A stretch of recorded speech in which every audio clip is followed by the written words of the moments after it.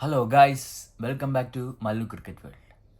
അപ്പോൾ ഗായ്സ്, നമുക്കറിയാം നമ്മുടെ ഇന്ത്യ സൂപ്പർ 8ലേക്ക് ഓൾറെഡി ക്വാളിഫൈ ആയി കഴിഞ്ഞിരിക്കുന്നു. എന്നാൽ സൂപ്പർ 8ൽ ഇന്ത്യയുടെ ഇനി അടുത്ത മത്സരങ്ങൾ ആരൊക്കെയാണെന്ന് നമുക്ക് പരിശോധിക്കാം സുഹൃത്തുക്കളെ. സൂപ്പർ 8ൽ ടീം ഗ്രൂപ്പ് എയിലാണ് ഇന്ത്യയുടെ സ്ഥാനം. ഗ്രൂപ്പ് എ നമ്മൾ പരിശോധിക്കുകയാണെങ്കിൽ സുഹൃത്തുക്കളെ, ഓസ്ട്രേലിയ, ബംഗ്ലാദേശ്, പിന്നെ ബംഗ്ലാദേശ് ഓർ നെതർലാൻഡ്സ്, ഇവർ രണ്ടുപേരും ഏതെങ്കിലും ഒരു ടീമാവും ക്വാളിഫൈ ചെയ്യുക. എന്നാൽ ഇനി വരുന്ന മത്സരങ്ങൾ ഇവരെ ഈ മൂന്ന് ടീമുകൾക്കും എതിരെയായിട്ടാണ് ഇന്ത്യ മത്സരിക്കുന്നത്.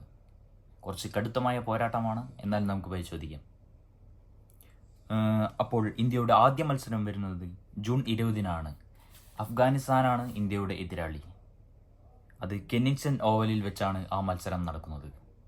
നമുക്ക് അറിയാം സുഹൃത്തുക്കൾ, അഫ്ഗാനിസ്ഥാൻ തീർച്ചയായും ഒരു ഗംഭീര ഫോമിലാണ്. അവരുടെ ഓപ്പണിംഗ് ബാറ്റ്സ്മാൻ ഗുരുബാസ് ആവട്ടെ, T20 വേൾഡ് കപ്പിലെ ടോപ്പ് സ്കോറാണ് ഗുരുബാസ്. ഒപ്പം അവരുടെ ബോളേഴ്സ് ആണെങ്കിൽ ഒന്നും തന്നെ പറയല്ല, വേറെ ലെവൽ ഫോമിലാണ്. നമുക്ക് അടുത്ത മത്സരം ജൂൺ 22-നാണ്. അത് ബംഗ്ലാദേശിൽ അല്ലെങ്കിൽ നെതർലാൻഡ്സ് ആയിട്ടാണ് ആ മത്സരം നടക്കുക. അത് ഇതുവരെ തീരുമാനമായിട്ടില്ല.